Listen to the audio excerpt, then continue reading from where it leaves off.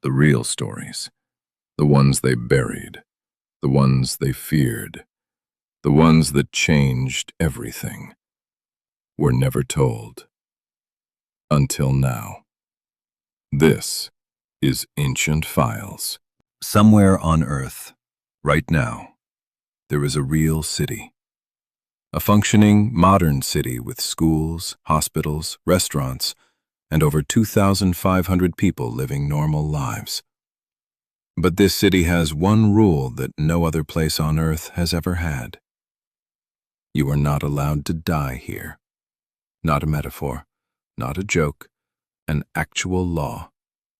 If you are sick, you must leave. If you are dying, you must leave. If you are too old to take care of yourself, you must leave. And if you do die here, illegally, your body cannot be buried in this city's soil. Ever. The city is called Longyearbyen. It sits on a remote Arctic island called Svalbard, located halfway between mainland Norway and the North Pole. It is one of the most remote inhabited places on Earth, and it has not had a single burial in over 70 years. But here is what makes this story truly extraordinary. The reason nobody is allowed to die here has nothing to do with religion or politics or ancient tradition. It has to do with something far more disturbing. Something that scientists discovered buried in the frozen ground beneath this city. Something that terrified them so much that they made dying here illegal to protect the entire human race. Today on Ancient Files, we uncovered the complete, real story of Longyearbyen, the city where dying is against the law, and the dark secret hidden beneath its frozen ground that changed everything. To understand why dying is illegal in Longyearbyen, we first need to understand where it is and how it came to exist. Longyearbyen sits on the island of Spitsbergen, the largest island in the Svalbard archipelago, located at 78 degrees north latitude. To put that in perspective, it is closer to the North Pole than it is to the capital of Norway. For 4 months every year, the sun never rises. For another 4 months, it never sets. Temperatures regularly drop to minus 20 degrees Celsius. Polar bears outnumber people. The city was founded in 1906 by an American businessman named John Monroe Longyear, hence the name Longyearbyen, which literally means Long Year Town in Norwegian. He came not for the spectacular Arctic scenery, but for coal. The mountains of Svalbard were rich in coal deposits, and Longyear established a mining operation that would sustain the settlement for over a century. For most of its history, Longyearbyen was a rough, isolated mining town, a place where tough men came to do dangerous work in extreme conditions, and sometimes did not come back. The settlement had a small church, a hospital, and a cemetery. People were born here, people worked here, and people died here, and were buried in the town's small graveyard, just like anywhere else in the world. Until 1950, when scientists made a discovery in that graveyard that changed everything. A discovery so disturbing, so dangerous, that local authorities made an immediate decision, one that has never been reversed in over 70 years. From that point forward, nobody would ever be buried in Longyearbyen again. In 1950, researchers examining the old graveyard in Longyearbyen made a discovery that stopped them cold, in more ways than one. The bodies buried in the permafrost, the permanently frozen ground that covers this part of the Arctic, had not decomposed, not even slightly. Bodies buried decades earlier were still perfectly preserved beneath the ice. Flesh, organs, clothing, all intact, frozen in time like biological time capsules. At first, this seemed like a fascinating archaeological curiosity. But then the researchers tested the preserved tissue, and what they found inside those frozen bodies sent shockwaves through the scientific community. The bodies contained active samples of the 1918 Spanish flu virus, the deadliest pandemic in recorded human history, which had killed between 50 and 100 million people worldwide just 3 decades earlier. The permafrost had preserved the virus perfectly, not just the biological remnants, but potentially viable, infectious viral material.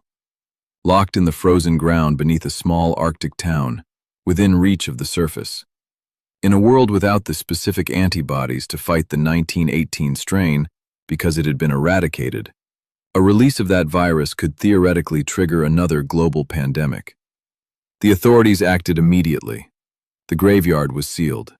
No new burials would be permitted, ever, because every new body buried in permafrost was a potential biological time capsule, a container for whatever disease that person had died from, preserved perfectly, potentially indefinitely, waiting for the day the permafrost thawed and released its contents into the air. And here is the truly terrifying part. Climate change is now thawing the Arctic permafrost at an unprecedented rate. Scientists have warned that as the permafrost melts, not just in Longyearbyen, but across the entire Arctic, ancient viruses and bacteria, preserved for thousands or even millions of years, could be released into the modern environment. Diseases that humanity has never encountered. Diseases for which we have zero immunity. Already, in 2016, a reindeer carcass thawed from Siberian permafrost released anthrax spores that infected over 2,000 reindeer and hospitalized dozens of people. But the ban on dying is only one of the extraordinary rules that govern life in Longyearbyen. Because this city, perhaps more than any other place on Earth, forces its residents to confront the raw, unfiltered reality of human existence in a way that nowhere else does. Rule number 1. If you become seriously ill or your condition deteriorates beyond what the local hospital can handle, you must be evacuated by helicopter or plane to the Norwegian mainland. There is no option to stay and receive end-of-life care. No hospices. No dying in your own home surrounded by family. If your time is coming, you must leave the only home you may have known for decades and die among strangers on the mainland. Rule number 2. If you are too old or too ill to care for yourself independently, you cannot remain in Longyearbyen.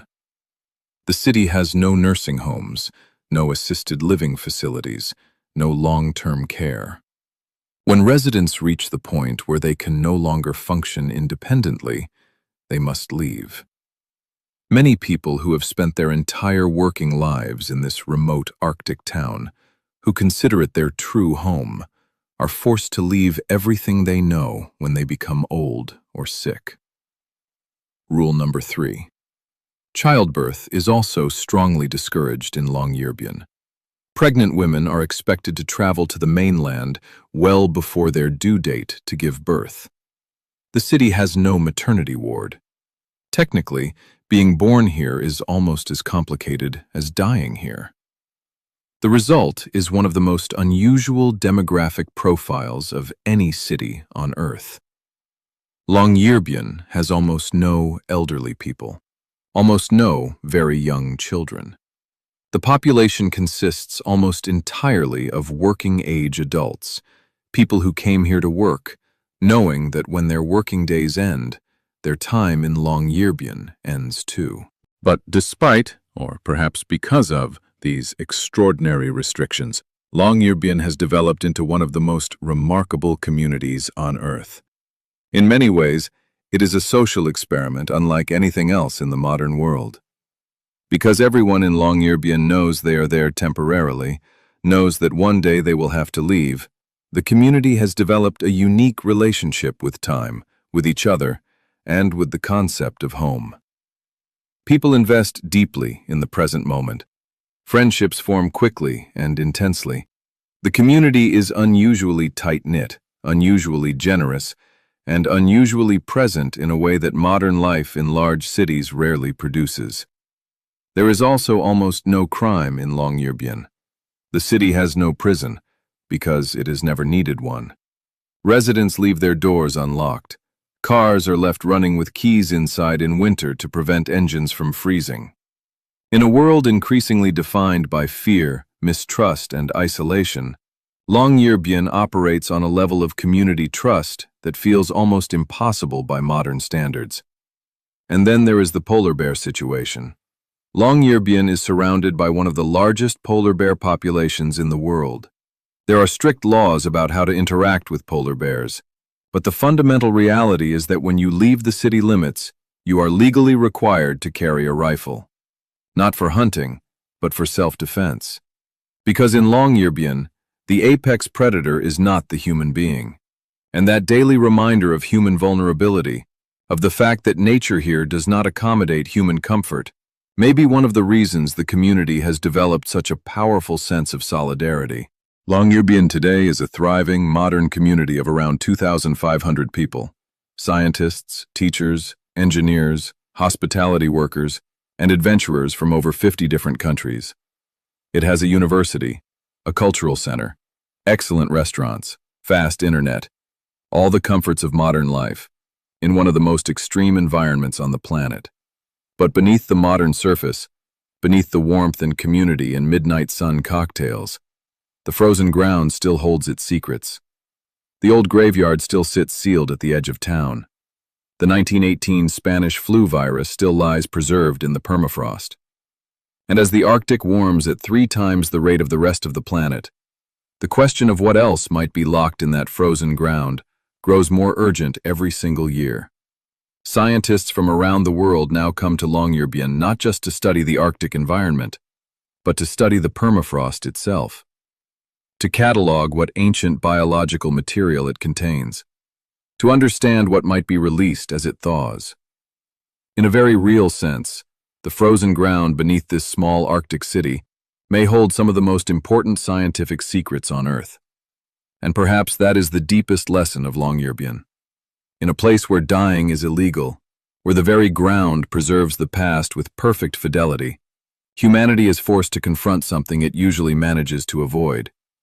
The reality that the past never truly disappears, that what we bury does not stay buried, that the choices of previous generations, the diseases they carried, the things they left behind, can resurface at any moment, in any form, with consequences we cannot predict. The city where nobody is allowed to die has more to teach us about life and about death than almost any other place on Earth. Would you want to live in a city where dying is illegal? Drop your answer in the comments. I read every single one. Subscribe to Ancient Files for a new documentary every week. This is Ancient Files, and we are just getting started.